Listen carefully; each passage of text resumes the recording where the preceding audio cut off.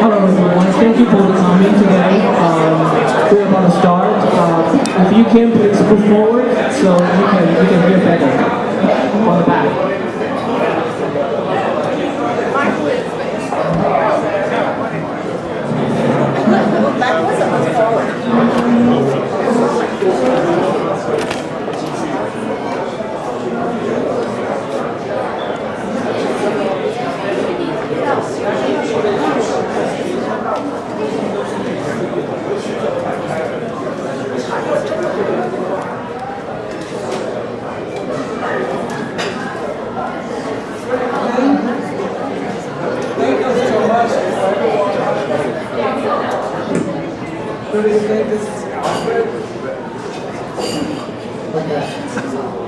Welcome, ladies and gentlemen, to the kickoff of campaign for Louis Tseng.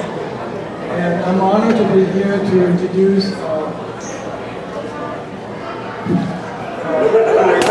Louis. Okay. He is so inspiring in that when I heard about his youth, when he was just a little boy, age 6, and his parents had got divorced, and he was in a homeless shelter, and he managed to be able to grow up and be a very successful person. We're so proud of him. And he even joined the Taiwan Air Force, and he works for one of the big companies in Atlanta at the Atlanta Airport Architect. He says that, I asked him why he is so successful. He said, I used those ideas to break up. I believe in the power of dreams and vision. Determination and perseverance as means to achieving success. I used those ideas to break the cycle of homelessness as an adolescent, and as an adult, I immigrated to this land of opportunity to pursue my American dreams. Our community is strong because we have value we place on faith and family. I stand for our people, our services, and our value in the State House District number 97. Louis came to America in 2018, and by this year it marks 20 years since he arrived in America. And he said he likes to give back to the community. And I've seen him done so much contribution to our services and work. He served on the board of CPAC, Center for Pan-Asian Community Services. He served also as one of the directors for CCFA. And those of you, OCA president here, also know that Louis has put a lot of time and effort in his leadership for OCA. He believed in setting family value, and great example to Benjamin, the little boy that follows and knocks on the door campaigning for his dad. I'm so inspired by that. And Louis wanted to say that one of his several goals to accomplish includes eliminating state tax for teachers. We visited a lot of Asian countries. When we see teachers, we salute. We have so much respect, but the teachers here really don't get paid as well. So we can give them a tax break. That would be wonderful. School choice. In some area that we lived in, that might not be the best school, but if we're able to let the kids go to the choice of the school that they want to, that would be one of the goals that Louis have. And term limits is another thing. AJC and USA Today said that every single day in America, 10,000 people reach the age of 65 and retiring. And one of his goals is also to provide and work with COAGE, Georgia Council on Aging, for the legislative help that they may need to provide services so they don't end up in nursing home. And that's a strong point for me. I have an adult day health center and home care services because I felt to help provide services for elderly, for the Asian community. So Louis is going to help with the legislative part, which is wonderful. I'd like to encourage everyone to support financially if possible. I just don't say that, but my wife bring a check for them to the campaign. And for those of you that would like to volunteer, Jacqueline, we can always use campaign help. Without further ado, I'd like to introduce our next state Jacqueline. Jacqueline Lewis, Tseng, please take over. Thank you, Jeffrey.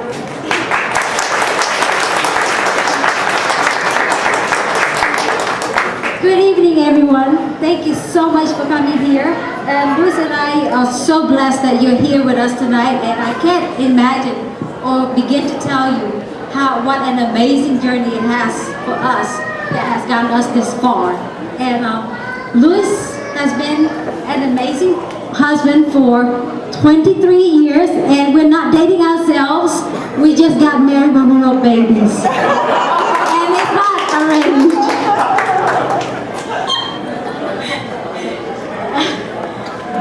He's also a devoted father to our son Benjamin. Louis came from nothing, worked his way up, and with God's help, got us to where we are today and gave me and Benjamin access to our American dream. Louis wants to support our teachers by giving them, making them have access, take home more wages, so that teachers are really underappreciated. And so we need to support them and give them the much deserved appreciation. And he also believed in our children. No matter what, no matter if they choose technical schools or military, or even pursue an art degree,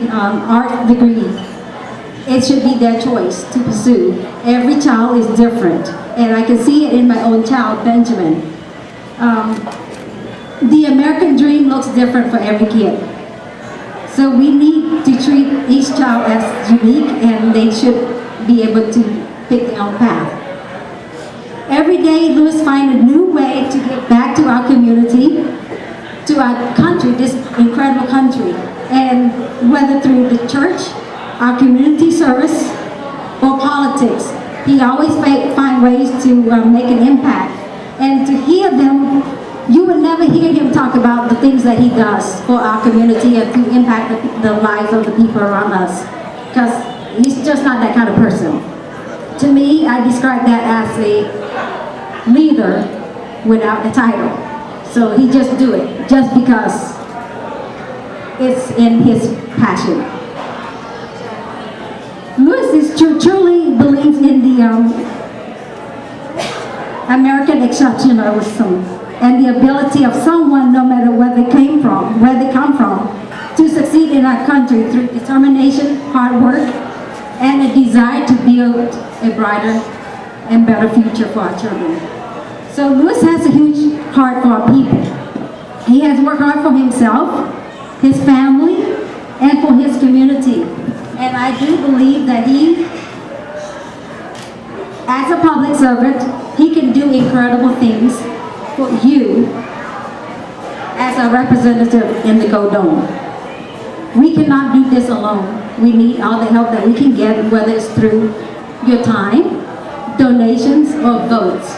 So please, if you have the time or can help us at any capacity, please come to one of us and we can get you hooked up and signed up. So without further ado, I would like to welcome you, my husband, Louis, and the next state representative, Louis Tseng.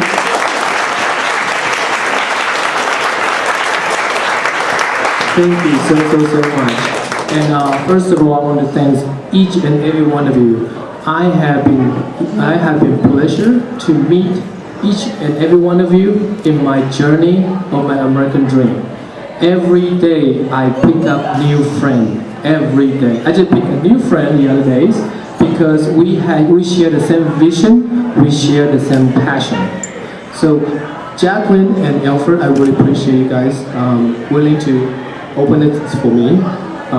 So one thing they say very accurate is that for me, I am not a politician. I'm a public servant. That's a huge difference.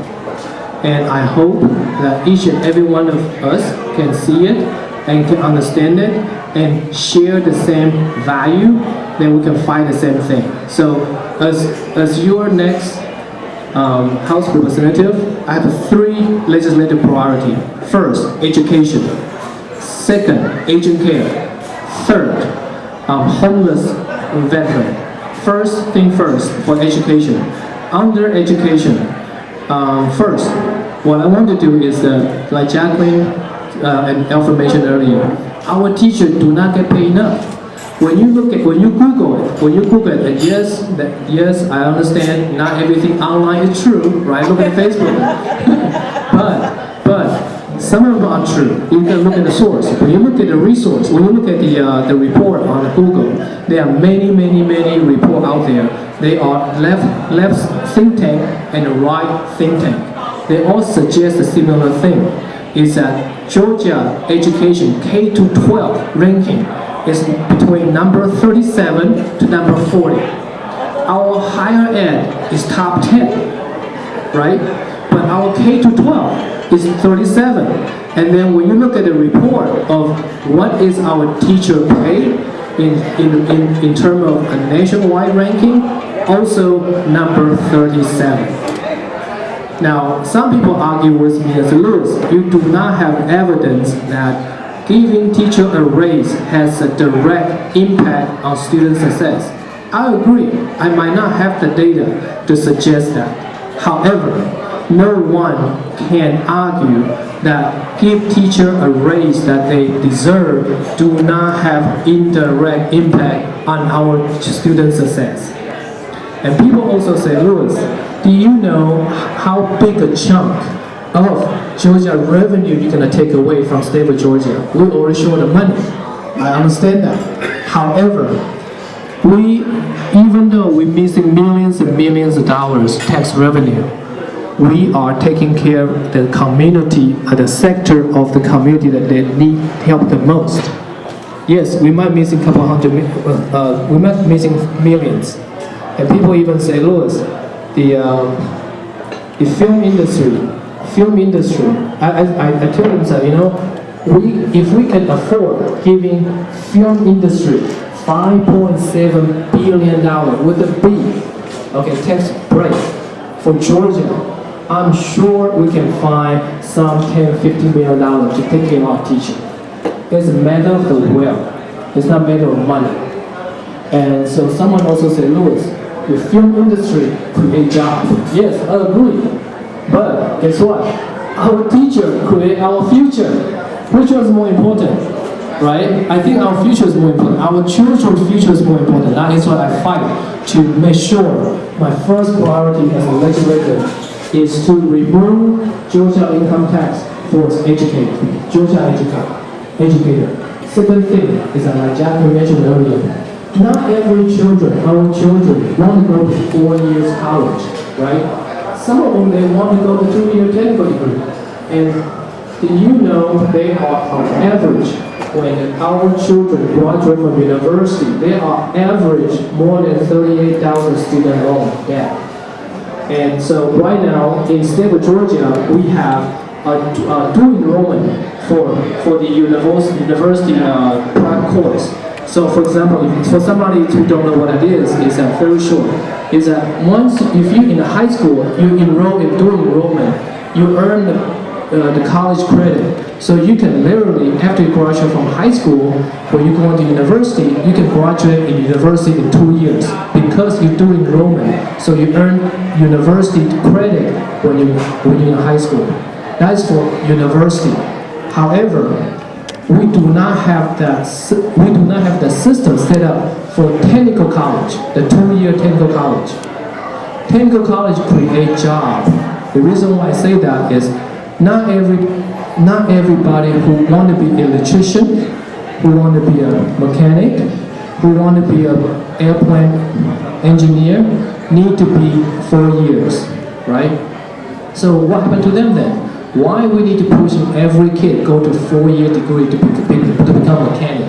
And then and on top of that, you inherit the whole student loan. That doesn't make sense to me. So I propose that we should also increase the dual enrollment, including the technical college for our children who want to be on the technical track. They can enroll in that. Currently, they already have some test program in Georgia already. So, as a representative, I want to put more resource in there and expand that program. So that way, our kids can graduate from technical college faster, and they can earn the real wage faster. That will have a positive impact on Georgia income, the tax base as well. So that right now, you have kids instead of going to 4 years college, you got 1 year's technical college they can earn. Right now, there are jobs available. A welder, the average annual income is more than $70,000 a year. All they're asking is technical degree, 2-year technical degree, and they don't have enough people to become a welder. Can you imagine that? And on top of that, in the state of Georgia, we have about 70 million citizens here in the state of Georgia. About 1 million state of Georgia citizens do not have high school diploma. Do you know where they get their technical GED? They went to technical college. So to me, that is no-brainer. That is a low-hanging fruit. So if you take care of technical college, giving those 1 million Georgians the tool to understand where they can be successful in their life, right? You can immediately improve their life, improve income, and improve Georgia tax base as well. It's a win-win situation. So that is what I want to do. And second thing, aging care. It is not a secret. Within 10 to 15 years, many of our parents, our mom and dad, will be outlive their driving ability, right? So transportation is very important, but I don't think spend hundreds of millions of dollars in the highway, the HOT lane, the transit will help our parents from your front door to grocery store. I don't think that's the answer. So we must sit down and talk about the last mile connectivity. How can we take care of our parents? Because most parents, they want to stay home with where they purchase a house. They don't want to move to the retirement home because first, they new friend. Second, they don't know the area. So many of our seniors want to stay home, but they're facing the challenge they can't because they cannot fulfill their daily necessity. So as a House representative, that is why I love to work with the senior center and the coalition of senior center care, that they are the one most close to the senior citizen, right? So instead of let state try to figure out what is the solution, why don't we just work with a partner they already take care of a senior, asking them what is the solution, and then on top of that, we need to put a lot of oversight into it, because for me personally, I do not like corruptions. So anytime when we put more funding in any state program, we must have the oversight, increase the ability to make sure there's no abuse going on, to safeguard our tax dollar. Number 3, the homeless veteran. I was homeless when I was 12. I lived on the street for 4 years. I live in the park. I forced myself to go to school. Only thing saves me is my education. That's why I think back to my first passion, education. Now, the thing is though, our homeless veteran, they already give up their life. They give up their life to protect all of us. It's heartbroken. It's heartbroken. See, we have homeless veterans in our community. We must do everything we can to take care of them. And a lot of homeless veterans, the reason why they become homeless is not because after they come back from the war zone, they decide to be non-productive. No, they are suffer from traumatic post disorders. they still live in a war zone. So, and then because of that, a lot of them cannot hold a job, a normal job. And to me, that's not their fault. And many of my friends told me, Louis, homeless veteran is fast issue. It's federal issue. The VA should take care of them. State cannot take care of them. I strongly disagree with that motion. Why? If your parents are homeless, if your brother, sister are homeless, will you tell your neighbor, say, no, that is not my problem, that is a feds problem, that's a state problem, that's a city problem? No. If our family member is homeless, that is our problem. The veteran live within our community and our next door neighbor, they are our family. We must take care of them because it's enough people to pass down the love about veteran. We got to take care of them. So that is still my initiative, and my district 97, including northern Duluth, northern 120, and Suwannee, and the majority of Sugar Hill, and a small piece of Beaufort. If you have anybody live in a district, let me know. We would like to go visit them, and we also invite them to visit our website. On my website, I have my cell phone number. I don't give out people's that email. I said, you have my cell phone number. Call me. Because if I don't hear from you, I cannot representing you. So I want you to call me. If anything, let me know so I can be helped to figure out the solutions. Earlier I told to one of my longtime friends, I say, what is the leader look like? Well, to me, I'm a Christian, I'm a believer. The best example of leader is Moses, to me, right? He had one stick working out of Egypt. Guess what? He's not a one person alone in front. He had tens of thousands Jewish people behind him, leading out of Egypt, right? And I believe that because we are running on the vision, on the issue that we all care for. So if you believe we need to take care of our teacher, vote for me on May 22nd. If you believe our parents need help, our parents need assistance to figure out how can we take care of our parents so they can leave their home, vote for me on the May 22nd GOP primary.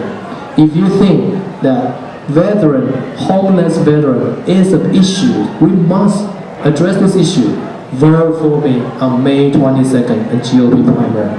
Because that is our journey begin. And I believe that any leaders cannot do things alone by themselves. So once we get elected, we will be the group leading our homeless veteran out of Egypt to the happy land. Thank you. And without further ado, I would like to introduce my campaign manager, Michael Duckett.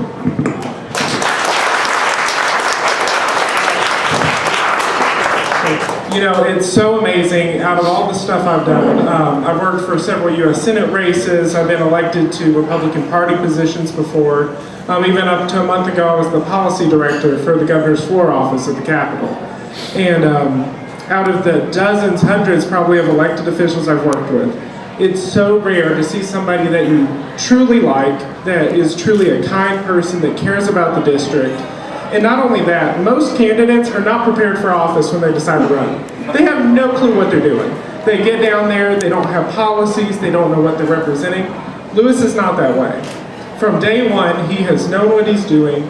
He has a solid head on. He's planning to go down there and represent this district and do great things for this district. Otherwise, I wouldn't spend my time on the campaign. So it has been an absolute privilege to be his campaign manager. I can't stress enough how wonderful it is to have somebody you truly believe in running for office. Somebody who's the same person out front as they are behind the scenes. He's been kind, he's been gracious, he's been understanding this whole time. And most politicians, I can promise you, are not that way.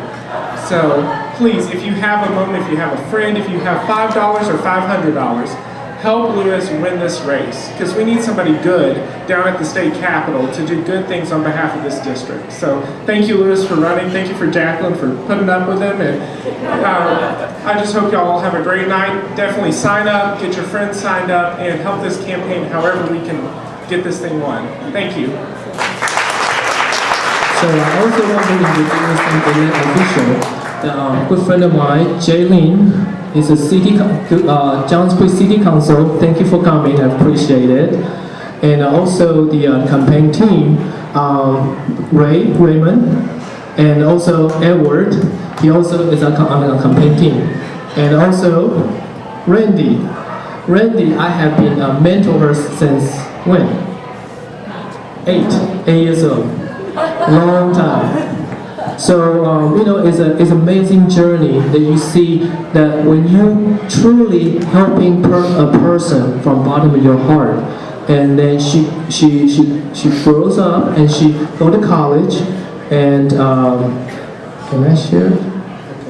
So her mom was living on grew up in the project, but now see how amazing Randy is. She graduated from Georgia State University. Now design a hotel for Embassy Suite. Isn't that awesome? Yeah. And also we have a designer, E. She have helped me design every literature, every website, and also some campaign sign. So I truly appreciate your talent. And she's a graduate of a SCAD. And she is also doing the campaign design for some, I think, for some other client. And also the restaurant owner, Armando, he is a good friend of mine. Live in my subdivision. Armando, are you here? No. Armando, the kitchen. Okay, all right. He's making this business. It's his money. It's good. That's good, yeah. So, we all appreciate each and every one of you because you are helping the way that you have never imagined. From the media to donors to people who actually teach me something that I don't know. I always tell people that it doesn't matter you're an electrician or you are a millionaire. I benefit from you every time I talk to you. I learn something from you. And then because of that, we all grow as a community.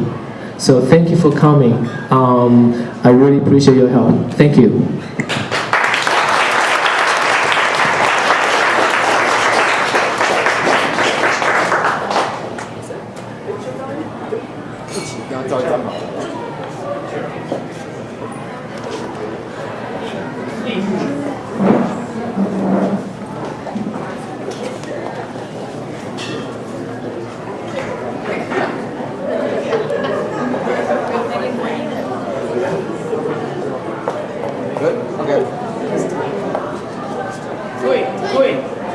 Stop. No. I cannot do without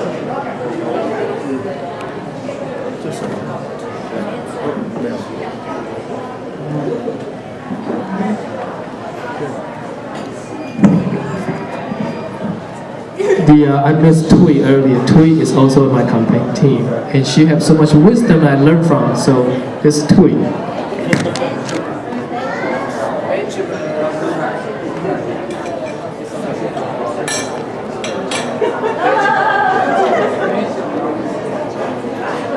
Where's Benjamin?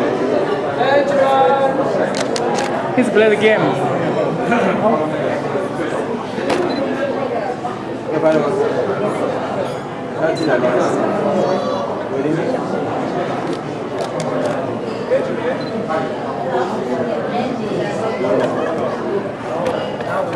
Okay.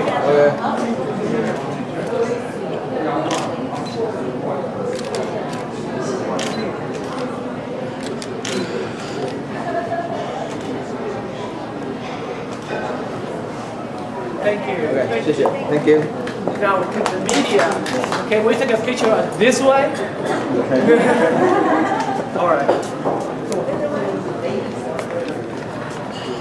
With you.